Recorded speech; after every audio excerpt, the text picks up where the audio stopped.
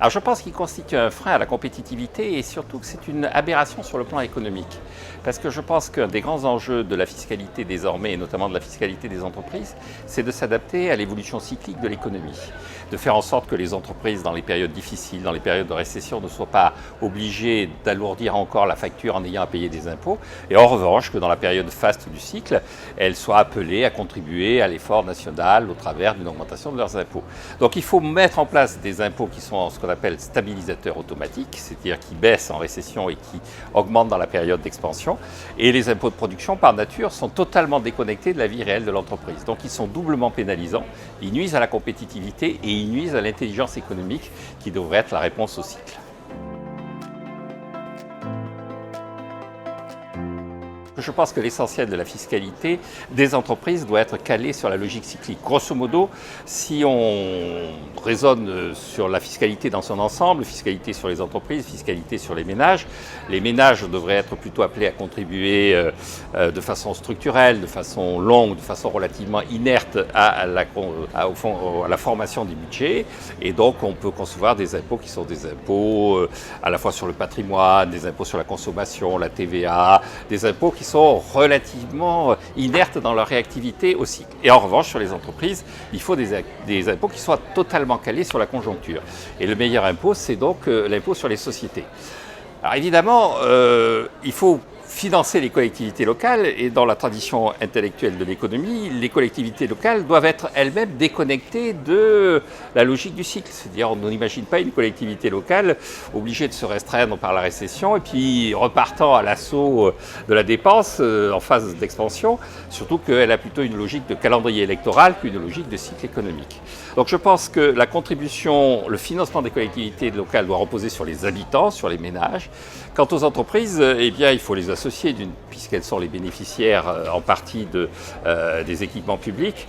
Je pense qu'un impôt sur, grosso modo, sur les habitants qui travaillent dans l'entreprise, c'est-à-dire un impôt sur la masse salariale, serait plutôt un impôt bienvenu, alors qu'on est plutôt dans l'état d'esprit qui consisterait à essayer de sortir la masse salariale dans une logique d'emploi de l'impôt sur les entreprises. Donc je pense que l'impôt local doit être véritablement associé à la logique les habitants, alors que l'impôt sur les entreprises, lui, il est plutôt associé à la logique sur le cycle.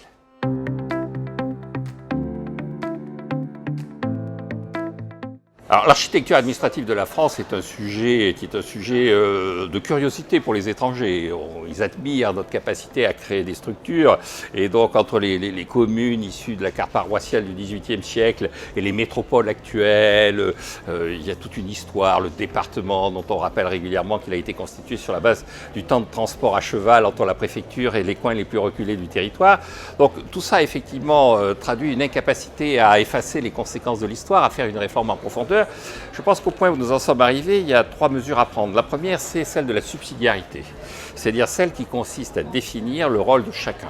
Et que chacun ait une mission et les moyens de s'associer à cette mission et de définir effectivement la façon dont il remplira cette mission.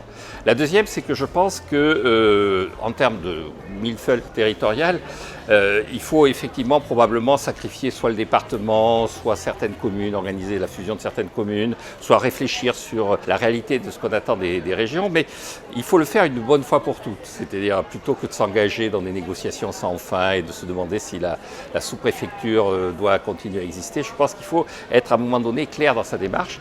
Et puis la troisième, je pense qu'il faut réfléchir à l'arbitrage qui a été fait entre l'État et les collectivités locales dans la répartition des compétences.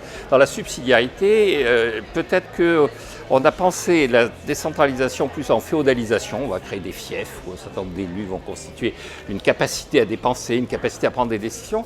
Et on ne s'est pas demandé si c'était pertinent de le limiter au niveau local. Je vais prendre 2 exemples. Est-ce que le RSA qui a été transféré au département, est-ce que c'est véritablement une logique locale ou est-ce que ce n'est pas une logique de solidarité qui doit s'exprimer dans un cadre national? De même, les routes,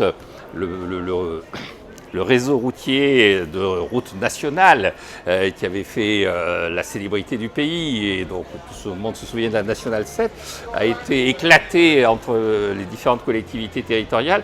Et donc on peut se poser la question de savoir si ces infrastructures qui servent à l'ensemble de la population sur une route nationale comme la célèbre Nationale 7, il n'y a pas que les habitants du coin qui passent sur la Nationale 7, il y a tout un tas de gens qui sont extérieurs au département qui empruntent ces équipements. Et donc on peut se poser la question s'il ne faut pas, dans la logique de subsidiarité, redéfinir en particulier le domaine de l'État et recentraliser certaines compétences en disant au préfet qu'après tout, en tant que représentant de l'État, il leur appartient de prendre la décision.